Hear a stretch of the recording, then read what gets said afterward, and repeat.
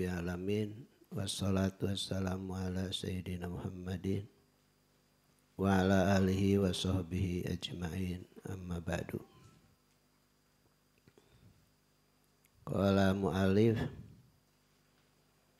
laula jamila satrihi lam yakun amalun ahlan lil qabul. Laula jamilu satrihi, kalaulah tidak karena bagusnya Allah menutupi, lam yakun maka tidak akan ada amalun sebuah amal ahlan ahli liqabuli untuk diterima. Maksudnya bahwa Allah itu menyuruh ibadah taat,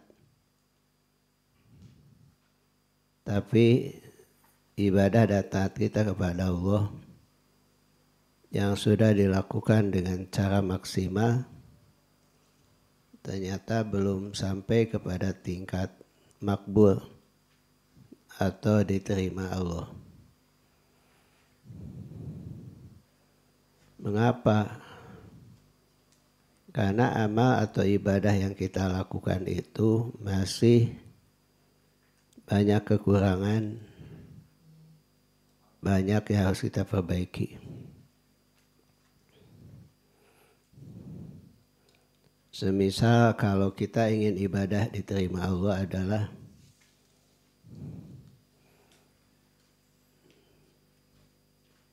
harus dilaksanakan dengan ilmu. Kalau tidak dengan ilmu, mana mungkin amal itu bisa diterima Allah. Kemudian yang kedua adalah ibadah itu harus dilaksanakan secara ikhlas. Dengan cara iyyaka na'budu wa iyyaka nasta'in.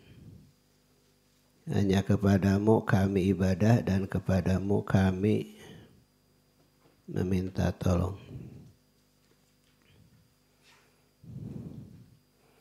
Di akhir surat Al-Kahfi, wa man kana yarju liqa'a rabbih falyamal amalan shalihan wa la yusyrik bi ibadati rabbih ahada. Siapa yang ingin bertemu dengan Allah, maka beramalah dengan amal yang baik. Dan tidak ada dalam ibadah kepada Allah itu untuk menserikatkan kepada yang lainnya. Artinya ibadah itu harus mukhlis hanya kepada Allah. Nah, berdasarkan kepada apa yang sudah disampaikan oleh ayat, maka mana ibadah yang telah kita lakukan yang benar-benar secara ikhlas. Kemudian yang ketiga, wa ma umiru illa liya'budullaha mukhlishina lahuddin. Tidaklah Allah perintahkan dalam melaksanakan ibadah ini kecuali dengan ikhlas, melaksanakan perintah Allah SWT.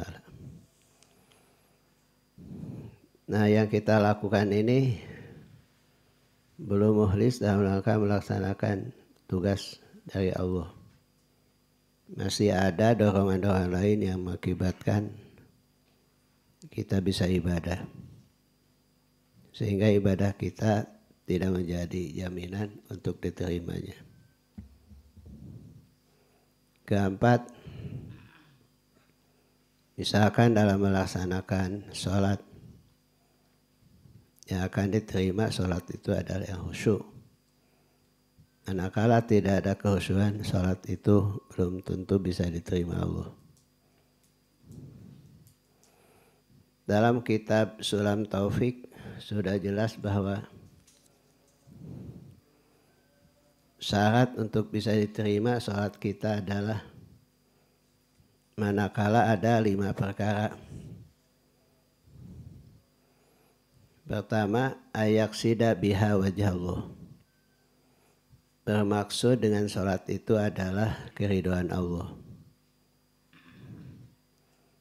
Ayakuna ma'kaluhu wa malbasuhu wa musallahu halalan.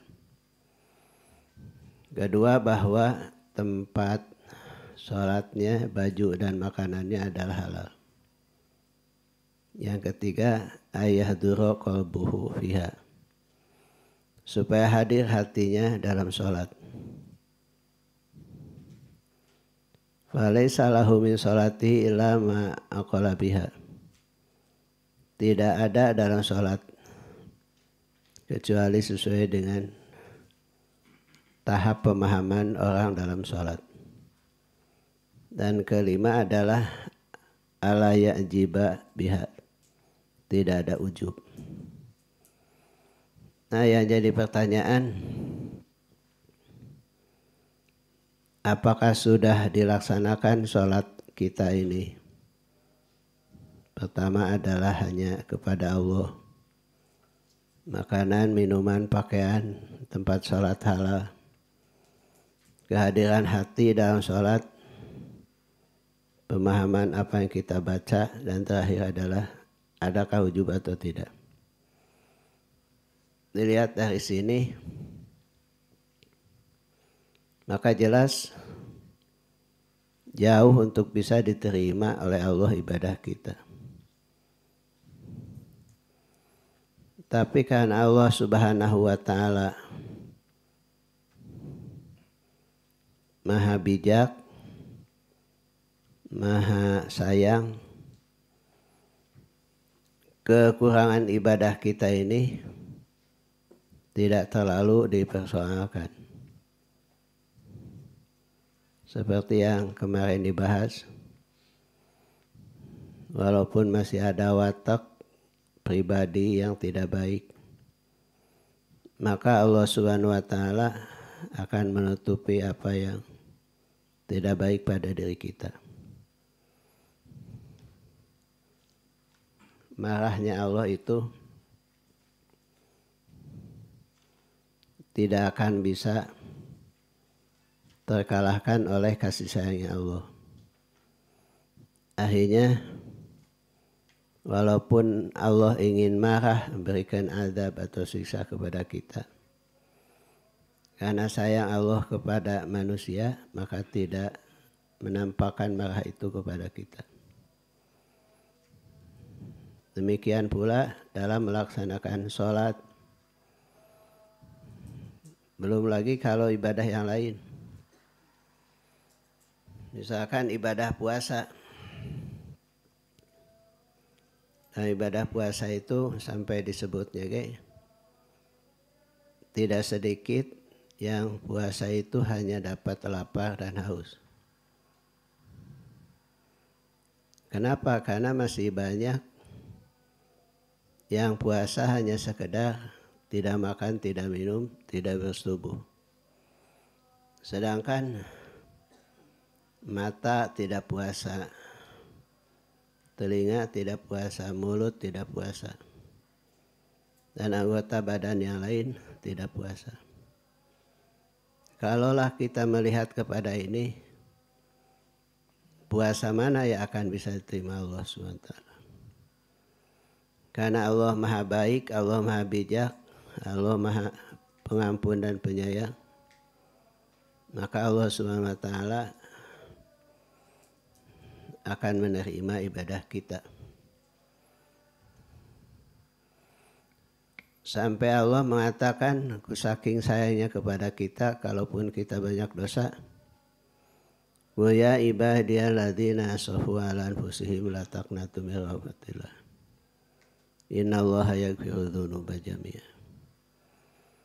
Wahai hamba Allah yang sudah terlanjur berbuat dolim atau dosa pada dirinya, kalian tidak boleh merasa putus asa daripada rahmatnya Allah. Allah akan mengampuni segala dosa yang kita lakukan. Nah, ini adalah karena kasih sayang Allah itu bisa mengalahkan kepada godobnya Allah. Inna rahmati, sesungguhnya rahmat Allah adalah golabat ala godobi, bisa mengalahkan terhadap emosinya atau napi marahnya Allah.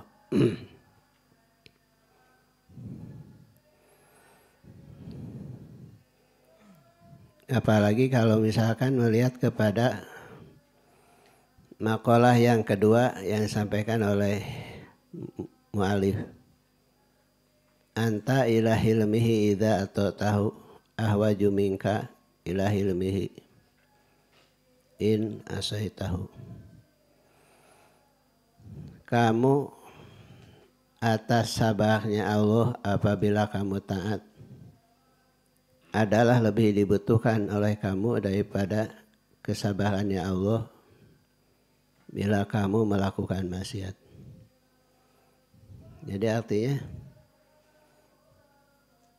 Allah itu akan lebih mudah untuk mengampuni, memaafkan kita kalau kita berbuat dosa atau salah dibandingkan kalau kita taat pada Allah. Kemudian taat kita kepada Allah tidak dilaksanakan dengan sempurna. Seorang sufi ada mengatakan, taubat kita dari maksiat itu cukup 1 kali. Sedangkan taubat kita dari taat 1000 kali. Jadi kalau kita misalkan baca istighfar setelah sholat, bukan mengistighfari dosa kita, tapi mengistighfari ibadah kita. Makanya kata Allah,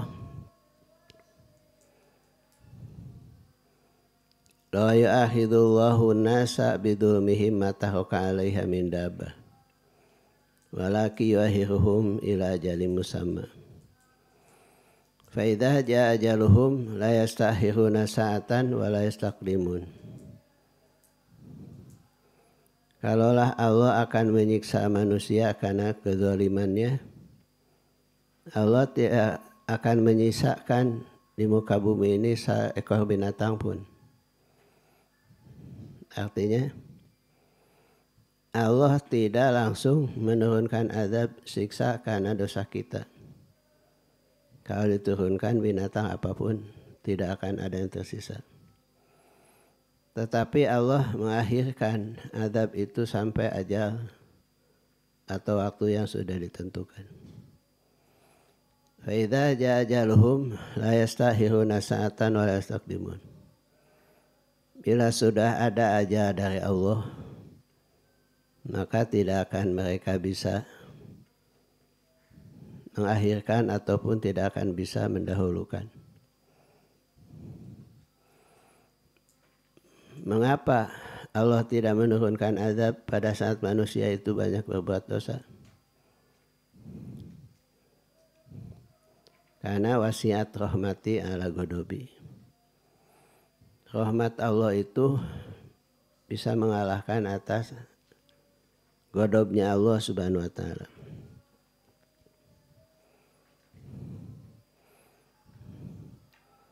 Dalam surat Al-Kahfi dikatakan,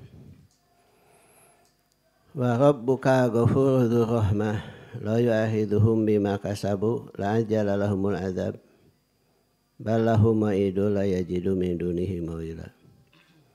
Wa tilka qura ahlaknahum lamma dzalamu wa ja'alna limaliki mawida. Allah itu maha ghafur, maha sayang. Allah itu maha nyaah, maha dede. Kalaulah Allah akan menyiksa mereka dengan sebab perbuatan dosa mereka, pasti Allah akan menyegerakan azabnya. Tapi balahu ma'idu la yajidu miduni mawila. Bagi mereka itu ada janji yang apabila menurunkan azab Allah kepada mereka, mereka tidak akan bisa mengambil pelindung selain daripada Allah SWT. Jadi kalau adab itu turun, tidak akan ada yang mampu menghalangi adab itu sampai kepada kita. Tapi Allah tidak menurunkannya. Itu karena inna rahmati wasi'at ghadabi. Bahwa kasih Allah itu bisa mengalahkan atas ghadabnya Allah. Namun demikian, kalau sudah waktunya adab itu datang, bagi Allah itu tidak akan susah untuk menurunkan adab. Dan ini sudah terbukti. Umat Nabi Nuh, Nabi Hud, Nabi Saleh kan hancur semuanya. Alam taro kaifa fa'ala rabbuka bi'adin irama dzati imad allati lam yuhlak mithluha fi bilad wa thamud alladzina jabu sahabi wad wa fir'auna dzil autad alladzina tagaw fi bilad fa'athahu fiha fasad wa sabba alaihim rabbuka sautu adzab. Kalau sudah waktunya, sehebat apapun seperti kaum Ad, kaum Thamud, oleh Allah dihancurkan. Nah demikian pula banyak negara-negara di masa dulu yang jaya itu dikarenakan kezaliman mereka, maka negara itu menjadi hancur. Wa tilka qura ahlaknahum lamma dzalamu wa ja'alna limahlikihim mau'ida. Kampung-kampung itu kami telah binasakan ketika mereka berbuat zalim. Wa ja'alna limahlikihim mau'ida. Dan kami jadikan kebinasan mereka itu ada waktunya yang sudah dijanjikan. Jadi oleh karena itu kesabaran Allah menghadapi kita ternyata lebih besar kepada taat kita kepada Allah dibandingkan dengan maksiat. Kenapa? Kalau orang maksiat itu jelas sudah ada di luar jalur. Sedangkan taat adalah di dalam jalur. Tapi masih banyak yang di dalam jalur itu kita tidak melaksanakan dengan sebaik-baiknya. Makanya istighfar kita ketika sudah selesai taat lebih dibutuhkan oleh kita daripada istighfar kita setelah maksiat.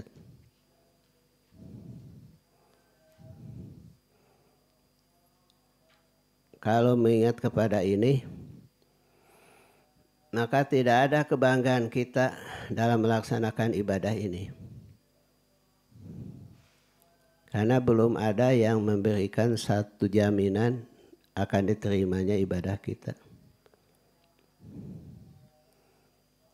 Tidak ada tempat untuk menganggap rendah kepada orang maksiat. Karena boleh jadi orang maksiat itu adalah karena ketidaktahuan. Dan boleh jadi satu ketika yang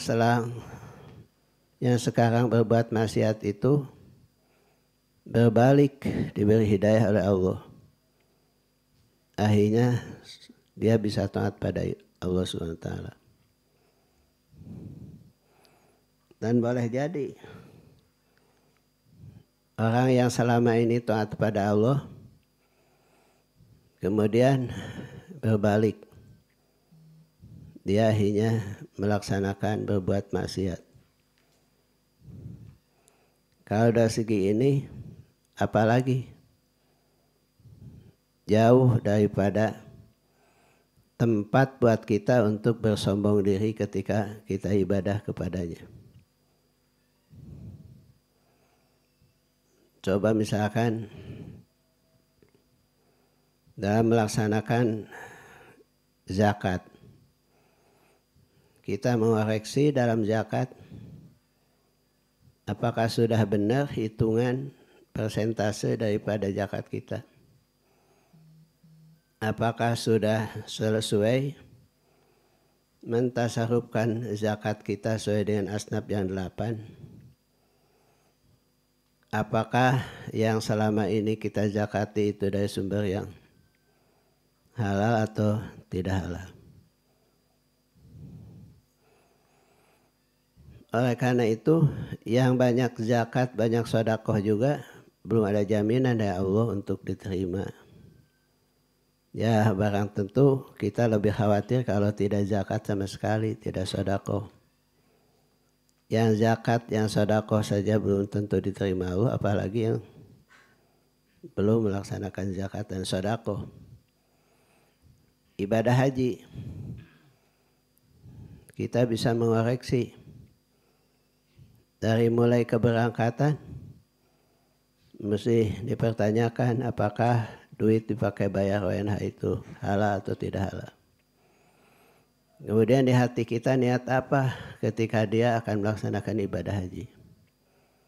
Apakah lillah, wali ajalillah, atau karena dia ingin tahu Mekah, ingin pelesir atau ingin bisnis itu. Nah ini kan sudah jauh. Dan ciri daripada orang yang ikhlas dalam ibadah haji, ketika dia sudah daftar, belum mendapatkan giliran, dia siap untuk menunggu kapanpun sampai memberangkatkan Allah kepada kita. Tapi kalau kita masih marah-marah saat belum ada panggilan untuk ibadah haji, padahal sudah daftar lama, berarti tujuan dalam ibadah haji ini belum mukhlis, belum bersih. Masih ada nawaitu lain dalam ibadahnya. Belum lagi dalam pelaksanaan ibadah haji. Sampai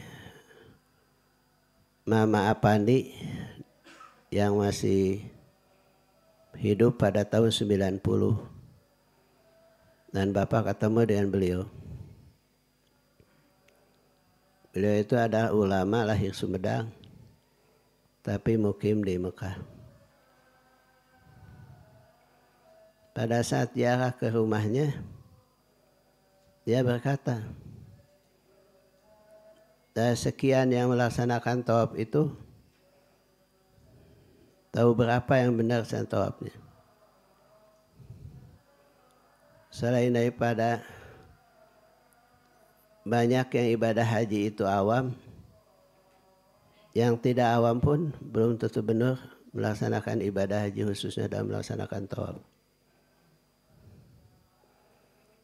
Sampai beliau itu memberikan gambaran bagaimana tawaf yang benar. Di antaranya adalah tawaf itu harus menempatkan Ka'bah sebelah kiri. Tidak boleh menghadap, tidak boleh membelakangi, dan tidak boleh saling mendahului. Karena di situ ada jidal, ada pertengkaran, ada papasayaan. Kemudian pada saat melaksanakan tawaf, apakah hadir hati itu kepada Allah yang menyuruh kita tawaf, atau hadirnya melihat Ka'bah, melihat masjid yang mewah, melihat lampu yang hurung herang? Maka oleh karena itu, hanya berapa persen saja yang melaksanakan tawaf itu pada tahun itu yang benar secara syar'i, secara hukum melaksanakan tawafnya. Nah oleh karena itu, dari mulai sholat, puasa, zakat, ibadah haji, apa yang menjadikan andalan kita untuk bisa diterima Allah? Itu tentu tidak ada yang bisa diandalkan untuk bisa diterimanya ibadah. Kita hanya mengharapkan kepada Allah saja di atas kekurangan dengan penuh pengharapan bahwa ibadah kita diterimanya. Jadi karena Allah lah yang memiliki sifat kasih sayang kepada hambanya, Ia akan menerima ibadah kita walaupun ibadah kita tidak layak, tidak pantas untuk diterima Allah. Makanya Syekh Busairi itu tidak meminta diterima ibadahnya. Beliau itu hanya minta diampuni segala dosa saja.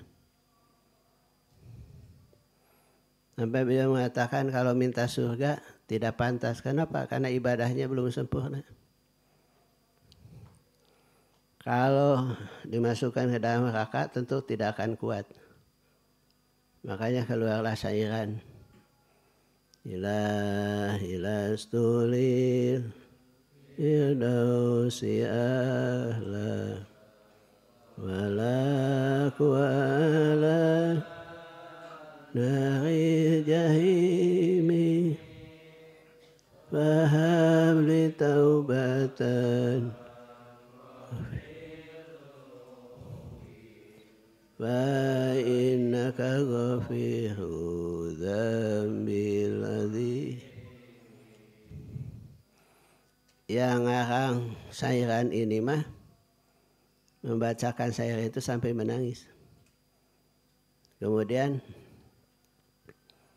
terjiwai apa yang dia katakan itu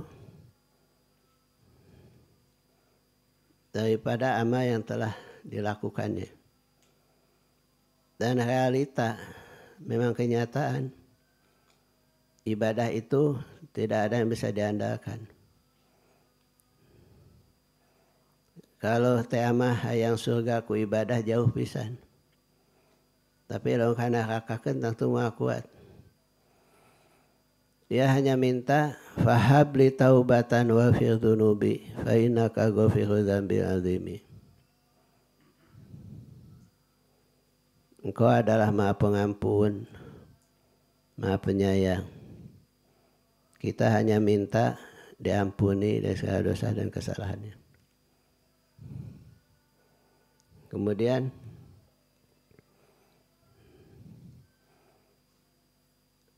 anta ila hilmihi idza atatahu ahwaju minka ila hilmihi idza asaitahu. Engkau kepada hilimnya Allah bila kamu taat adalah lebih dibutuhkan daripada engkau pada hilimnya Allah bila kamu maksiat. Jadi kita masih lebih berat untuk tidak dimarahi Allah ketika kita sudah taat dibandingkan setelah kita maksiat. Makanya kembali lagi, setelah kita melaksanakan taat atau ibadah apapun, perbanyaklah taubat dan istighfar kepada Allah. Kenapa? Karena apa yang kita lakukan dalam taat kita kepada Allah masih jauh daripada syarat untuk bisa diterima Allah. Seperti dalam sholat tadi sudah disampaikan. Ayaksida biha wajah Allah. Apakah sudah kita dalam sholatnya itu hanya mendapatkan ridho Allah? Ya tentu iya dan tidak. Dan bisa dikoreksi oleh kita. Makan, minum, pakaian, tempat sholat, sudahkah halal atau belum? Ya tentu kita berusaha untuk selalu memakannya halal. Pakaiannya halal, tempat sholatnya halal. Kemudian yang ketiga, apakah sudah hadir hati kita dalam sholat? Ini yang disebut dengan sholatul khosyi'in.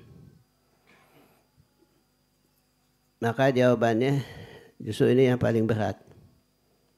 Wa innaha lakabiratun illa lil khosyi'in. Sholat itu akan sangat berat sekali kecuali bagi yang khusyuk. Artinya memang khusyuk sendiri berat. Dan khusyuk itu menjadikan syarat kebahagiaan bagi yang sholat. Tanpa khusyuk, walaupun sholat tidak akan jamin bahagia. Bahkan diancam oleh Allah Subhanahu wa taala, fawailul lil musallin. Adalah ancaman buat mereka yang sholat. Sholat yang bagaimana? Sholat tidak khusyuk. Sholat yang sahun. Sholat yang hadir hatinya dalam sholat tidak bisa dipertanggungjawabkan. Masih banyak tidak hadirnya hati ketika kita sholat. Mungkin pada waktu takbir bisa hadir hati kepada Allah. Tapi baca doa iftitah, Fatihah, surat, sudah berubah hatinya. Sudah terbagi, sudah tercabang. Apalagi rakaat kedua, ketiga. Begitu selesai, tidak sadar bahwa kita ini sholat. Tidak sadar bahwa sholat ini ternyata banyaknya tidak khusyuk daripada yang khusyuk. Kemudian syarat keempat adalah dalam hadis dikatakan bangsat yang paling jelek adalah bangsat ketika sholat. Mengapa? La yutimmu ruka'ahu wa sujudahu. Tidak menyempurnakan ruku dan sujudnya. Sedangkan bagi seseorang akan mendapatkan seberapa jauh pahala yang Allah berikan kepada dirinya. Tergantung kepada apa yang dia pikirkan ketika sholat. Kalau kita ingin khusyuk misalkan dalam sholat, kita harus bisa memahami apa yang kita baca. Kalau kita bisa lebih banyak yang kita pahami dalam kita melaksanakan sholat, itu mungkin lebih banyak perolehannya daripada gagal dan ruginya dalam sholat. Nah, yang paling berat setelah kita menyempurnakan apa yang diharuskan dalam sholat, masih ada peluang iblis dan setan menggoda kita, yaitu perasaan ujub. Padahal tidak ada untuk bisa ujub dalam ibadah kita. Kenapa? Jangankan yang tidak bagus, yang bagus saja belum tentu diterima Allah. Apa yang bisa menjadikan ujub? Masih jauh dari kesempurnaan ibadah kita di sisi Allah Subhanahu wa taala. Jadi berdasarkan dua makalah ini, kita harus merasakan betapa rahmat kasih sayang Allah kepada kita, di mana ibadah yang telah kita lakukan dengan harusnya sempurna tapi tidak dilaksanakan dengan sempurna. Tapi Allah dengan penuh kasih sayang kepada kita, Allah akan menerima ibadah kita. Dan kalaupun Allah Subhanahu wa taala marah kepada kita karena sholatnya tidak bagus, sholat tidak bagus, puasa tidak bagus, zakat, haji dan sebagainya tidak bagus, tapi Allah tidak akan menurunkan azab pada kita semua. Allah lebih meminta kepada kita untuk tidak putus asa dari rahmat-Nya. Kemudian yang kedua, perbanyaklah istighfar kepada Allah. lebih banyak istighfar itu setelah taat kepada Allah daripada kita telah melaksanakan maksiat. Kemudian yang terakhir, ya kita mah berharap saja sama Allah bahwa kesalahan kita ini tidak akan lebih besar daripada ibadah kita. Walaupun lebih besar, maka Allah lebih memaafkan akan dosa kita. Dan Allah lebih menerima ibadah kita dalam keadaan ketidaksempurnaan ibadah itu. Itu harapan kita. Mudah-mudahan dengan niat kita ingin perbaiki ibadah yang tidak sempurna ini, mungkin Allah SWT akan menerimanya. Kita lihat halaman 14. Man roma ayasluka tariqal awliya fa yahfadna hadhi wasaya amila. Siapa yang bermaksud untuk menempuh jalannya para aulia, maka hendaknya menjaga hadi awasaya, wasiat ini amilan sampai diamalkan. Jadi artinya kalau kita ingin hidup itu sampai kepada tingkat yang kita inginkan, yaitu ma'rifat billah, atau sampai ke tingkat hakikat, atau dengan istilah lain dari ibadah ini bisa wusul, maka ada 9 nasihat dari pengarang kitab ini yang harus kita lakukan. Dan ini adalah kebiasaan daripada para aulia, di mana para aulia itu adalah ala takhafu wa la tahzanu abshiru bil jannah allati kuntum tu'adun. Dijamin untuk tidak ada rasa takut, tidak ada rasa sedih, bahkan akan dikabari dengan kabar gembira, yaitu bil jannati allati kuntum tu'adun, berupa surga yang sudah dijanjikan Allah kepada mereka. Yang 9 itu kalau ibarat tangga adalah 9 tahap tangga yang harus kita lalui.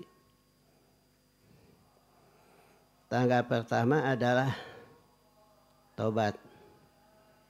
Utlub mataban bin nadamah muklian wa bi azmi tarki dambi fi mastaqbala wa waratun min kulli haqqil adami wa li hadhil arkan wa kamula.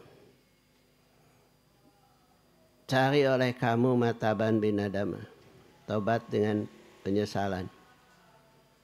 Jadi artinya tobat itu yang pertama harus dilakukan oleh kita ketika kita ingin sampai kepada tingkat ma'rifat billah yang disebut dengan wusul seperti wusulnya para aulia ilah. Tapi tobat itu yang harus dilakukan oleh kita pertama adalah an-nadamah, menyesali. Kata Imam Ghazali mah, an-nadamah itu adalah rukun utami daripada tobat. Kalau kita tobat tidak ada an-nadam, tidak ada menyesal, maka tobatnya itu tidak akan diterima Allah. Allah akan lebih senang dengan penyesalan seorang hamba ketika dia berbuat dosa daripada dia tidak melaksanakan dosa setelah dia berdosa tapi tidak menyesali terhadap perbuatan dosa.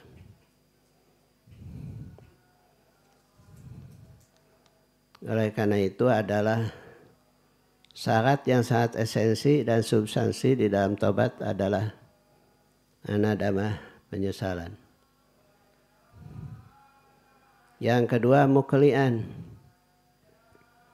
harus meninggalkan perbuatan dosa. Kalau kita misalkan mencuri, tidak lagi mencuri. Kalau kita berbuat zina, tidak lagi berbuat zina. Kalau judi, tidak lagi judi. Kalau misalkan gibah, tidak lagi gibah. Pokoknya semua perbuatan dosa siap ditinggalkan. Dan tidak sah kalaupun dia tobat dan menyesal kalau dia masih terus-terusan melaksanakan. Yang disebut dalam hadis itu gini. Al-mustaghfiru minadz-dzambi wa huwa muqimun alaih kaman la istighfar lahu. Siapa yang istighfar daripada dosa sementara dia tinggal tetap dalam perbuatan dosa, maka kamustahzi li rabbih, tidak beda seperti orang yang permainkan Allah. Al-mustaghfiru minadz-dzambi wa huwa muqimun alaih kamustahzi li rabbih. Orang yang istighfar daripada dosa dan dia tidak meninggalkan dosa seperti dia mempermainkan Allah Subhanahu wa taala. Oleh karena itu syarat kedua adalah muklian. Dosa yang kita lakukan ini kita harus siap untuk meninggalkannya. Bahkan bukan hanya meninggalkan perbuatan dosa. Ada 3 yang harus kita tinggalkan. Pertama, orang. Siapa yang selama ini membawa kita berbuat dosa. Kedua, ada tempat. Di mana kita melaksanakan maksiat, maka tempat itu tidak lagi kita kunjungi. Kemudian yang ketiga adalah berkata. Perkataan yang selama kita lakukan, maka tidak boleh kita katakan lagi. Karena kalau kita masih senang menceritakan kelakuan baheula, berarti seakan-akan masih dia cinta dengan kelakuannya yang dulu. Jadi pertama, tinggalkan kawan yang selalu membawa kita berbuat dosa. Kedua, tinggalkan tempat di mana kita berbuat dosa. Dan ketiga, tidak boleh kita bicara lagi tentang perbuatan dosa. Jangankan perbuatan dosa orang lain, perbuatan dosa diri kita sendiri tidak boleh dikatakan. Kita harus mengkipnya, harus kita menutupinya. Itu adalah salah satu daripada satarnya Allah kepada kita. Kalau kita sudah berbuat dosa di waktu malam, Allah itu akan tutupi dosa itu di waktu malam. Tapi kalau dia menceritakan kembali di waktu siang, berarti membuka kembali yang telah Allah tutupi. Maka tidak boleh kita membicarakan dosa kita walaupun dosa itu sudah tidak dilakukan lagi oleh kita. Kemudian yang ketiga adalah Wabi azmi tarki dzambi, direncanakan untuk tidak lagi melakukan dosa fimastaqbala, di masa akan datang. Jadi artinya harus niat bulat.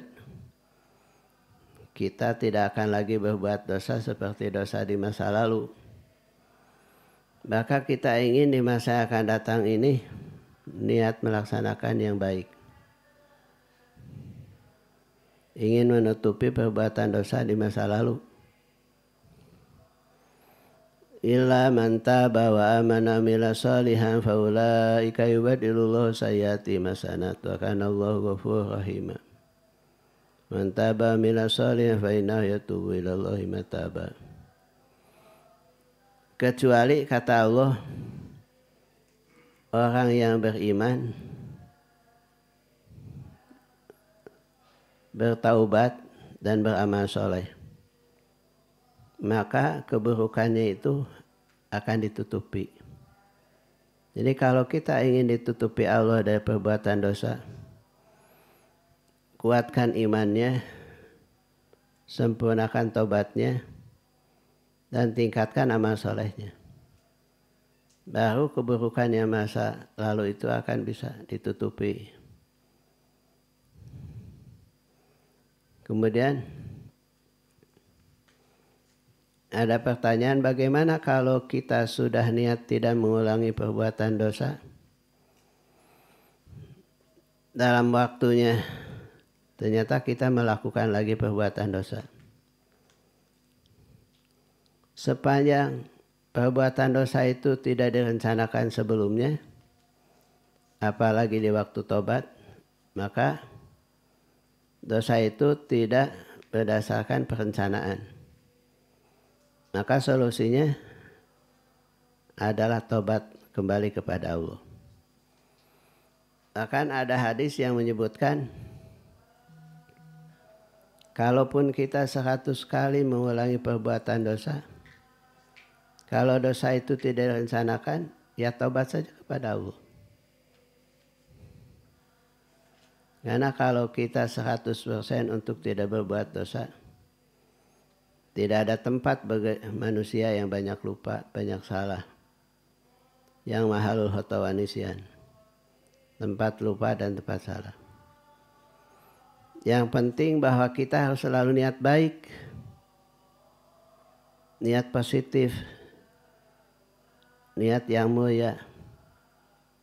Bahkan kita ingin kalau kita menjadi para aulia, yaitu kekasih Allah Subhanahu wa taala. Bagaimana para aulia itu? Innal ladzina qalu rabbuna Allah tsumma istaqamu. Mereka itu sudah memiliki keimanan, keyakinan yang mantap, yang kuat kepada Allah. Kemudian mereka istiqomah. Ketika iman, keyakinan kepada Allah sudah kuat dan istiqomah, maka itulah mental seorang waliullah. Maka inilah jaminan yang Allah berikan kepada mereka, yaitu alla takhafu wa la tahzanu wabshiru bil jannah.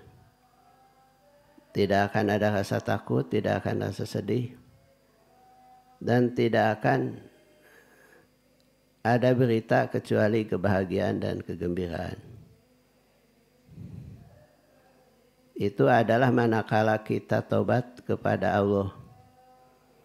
Artinya kesalahan kita dengan Allah Subhanahu wa taala. Kalau kita tobat dengan Allah, itu lebih ringan daripada kita tobat dengan hakul adami, dengan hak Adam. Makanya kalau kita berbuat dosa, berbuat salah dengan hakul adami, ada istilah wa bara'atun min kulli hakil adami. Harus kita membebaskan daripada hakul adam. Wadiakan dari rukun ini far'a jaga, kamulah dan sempurnakan. Kalau namanya dengan anak Adam atau hakul adami, tobatnya itu harus ada yang namanya isti'dzar. Ada yang namanya istihlal. Kalau perlu ada istibro. Jadi yang namanya isti'dzar adalah minta dimaafkan. Karena tidak akan turun maaf Allah kepada kita kalau kita belum saling memaafkan dengan sesama Bani Adam. Dan ini ada rasanya berat sekali. Yang kedua adalah istihlal. Istihlal itu artinya kaitan dengan makan, minum, dan lain sebagainya yang perlu dihalalkan. Termasuk kalau kita punya utang belum bayar.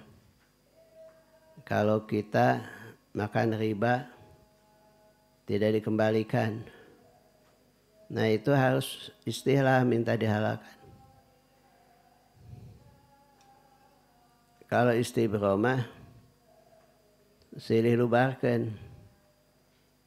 Bisi manehna aya salah ka urang salah ka manehna. Anu menyangkut hak adami ya kita saling ngabebaskeun, saling ngalubahkeun. Kalau kita tidak demikian, Allah tidak akan memaafkan dosa kita. Kecuali kalau memang kita ini sudah berusaha untuk meminta maaf. Tapi yang diminta maaf oleh kita enggan untuk memaafkan. Maka ini bagi kita adalah sudah bebas. Sudah tidak lagi masalah bagi kita. Kata Imam Nawawi di sini sebutkan, Dawahirus sunnah taqtadi thubutan bimutalabah bidolamah. Bahwa ketika kita ingin berbuat tobat dengan kaitan bangsa Adami, maka kita harus mencari orang yang telah kita dolimi.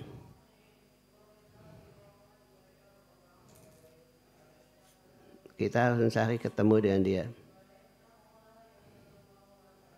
Misalkan dalam keadaan kita punya utang, maka utang itu ada dua kemungkinan. Kita membayarnya, dan kalau kita tidak bertemu dengan orang, maka kita mencari ahli warisnya. Kalau ahli warisnya tidak ditemukan, maka uang dia punya itu baru oleh kita dijariahkan atau disedekahkan. Kalau tidak demikian, tidak akan bisa dikategorikan tobat. Karena tobatnya Adami itu harus tuntas, selesai. Kan ada hadis yang menyebutkan, siapa berbuat dolim dengan sesama manusia, maka hendaklah hari itu juga kita minta dihalalkan. Sebelum dinar dan dirham itu tidak ada guna, tidak ada manfaatnya. Yaitu manakala kita sudah mati. Kalau kita sudah mati, dinar dirham tidak ada gunanya.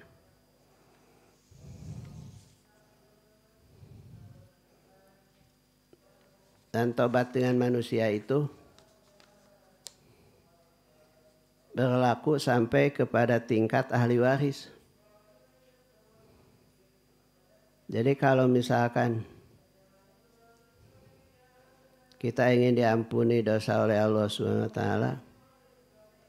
ternyata kita harus minta dihalalkan kepada ahli waris, karena yang pokoknya sudah tidak ada, maka kita harus melakukannya.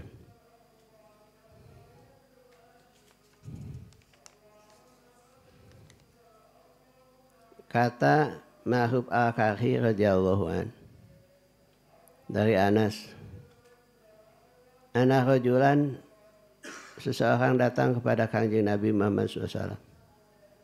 Ya Rasulullah, duluni ala amalin yudkhilul jannah. Hai Rasul, tunjukkan pada saya satu amal yang bisa masuk saya ke dalam surga. Maka berkata Rasul, la tagdob, kamu tidak boleh marah. Qala berkata, fa'ilam atik dalika ya Rasul, kalau saya tidak mampu, artinya belum bisa menjaga emosi. Maka Rasul berkata, pastagfirillah, istighfarlah kamu kepada Allah kula yaumin, setiap hari pada salat asabina maratan. Baca istighfar setelah pada asar, setelah asar yaitu 70 kali istighfar. Yaghfiru laka dzunuba sab'ina aman. Maka Allah akan mengampuni dosa kita 70 tahun lamanya.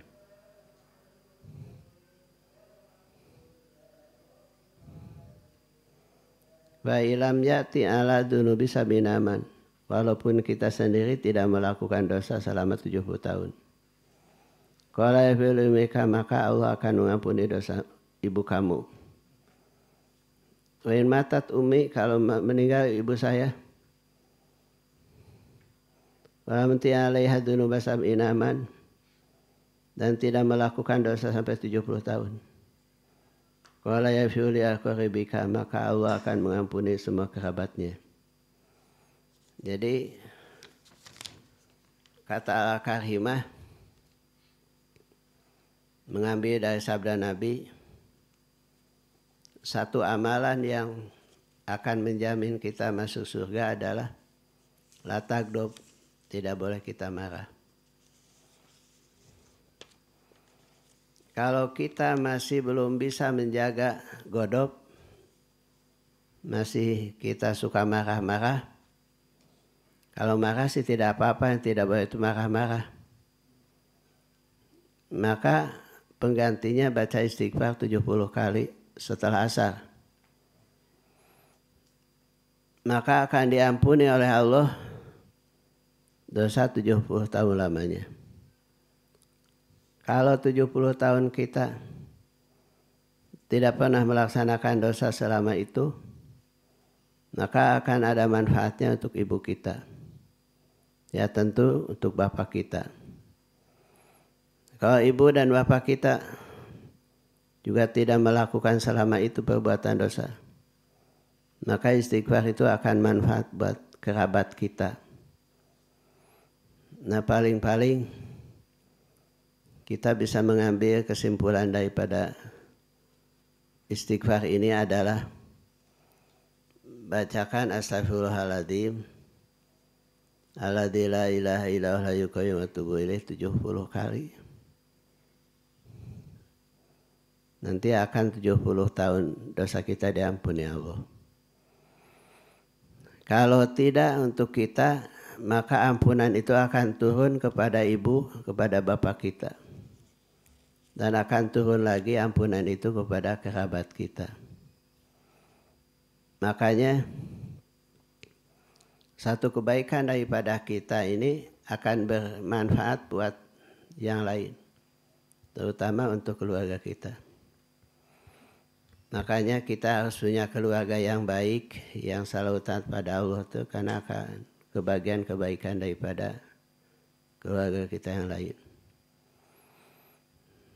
Salah satunya adalah mereka yang rajin membaca istighfar. Kalau ada orang yang selalu taat dan ibadah kepada Allah, pada saat kita belum seperti dia ibadah, kita bersyukur sama Allah. Kenapa? Karena manfaat daripada ibadah orang itu akan juga manfaat untuk kita, untuk keluarga kita secara keseluruhan. Makanya Allah meminta kepada kita supaya menjaga keluarga kita itu selalu iman, selalu baik, selalu akhlakul karimah. Karena mereka akan ada manfaat untuk keluarga secara keseluruhan. Yaitu yang disebutkan di dalam firman Allah surat At-Tahrim ayat 6. Ya ayyuhalladzina amanu qu anfusakum wa ahlikum naro. Wa quduhan nasu wal hijarah 'alaiha malaikatun ghiladun sidadul la ya'sunallaha ma amarahum wa yaf'aluna ma yu'marun. Yang artinya jagalah diri dan keluarga kalian daripada neraka. Di mana neraka itu akan dinyalakan oleh api yang panas dan dijaga oleh malaikat. Di mana malaikat itu adalah selalu taat pada perintah Allah. La ya'sunallaha ma amarahum wa yaf'aluna ma yu'marun. Mereka tidak akan ingkar pada perintah Allah dan mereka akan selalu melaksanakannya. Jadi ciptakanlah keluarga kita dari suami, istri, anak, cucu, keturunan kita adalah orang baik. Manfaat daripada keluarga kita yang baik itu bukan hanya untuk mereka, tapi untuk kita semuanya. Yang ada kaitan dengan kerabat, ada kaitan dengan keluarga, kaitan dengan famili, semua kita akan mendapatkan manfaat.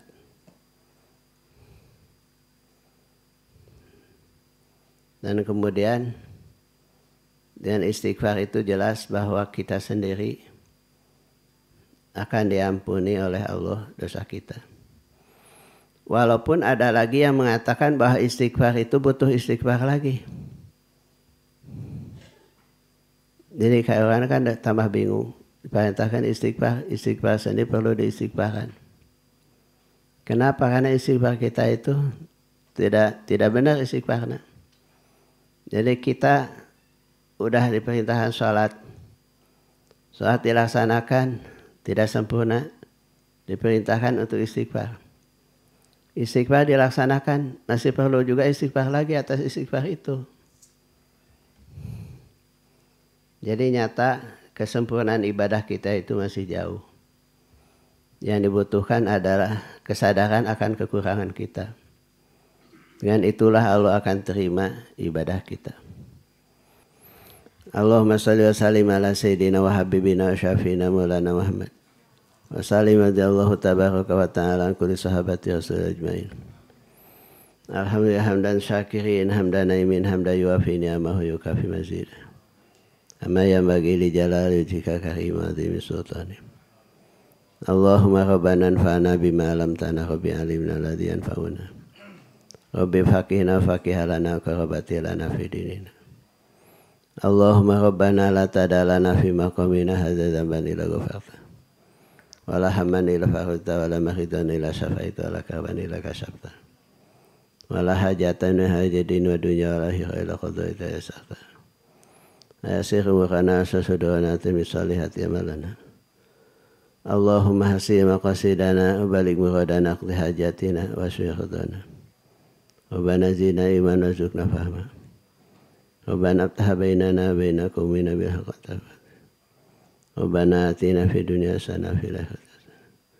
Wa qina adzabannar sallallahu sayyidina wa ala alihi wa sahbihi ajma'in subhana rabbika rabbil izzati amma yasifun wa salamun alal mursalin. Walhamdulillahi rabbil alamin. Al-Fatihah.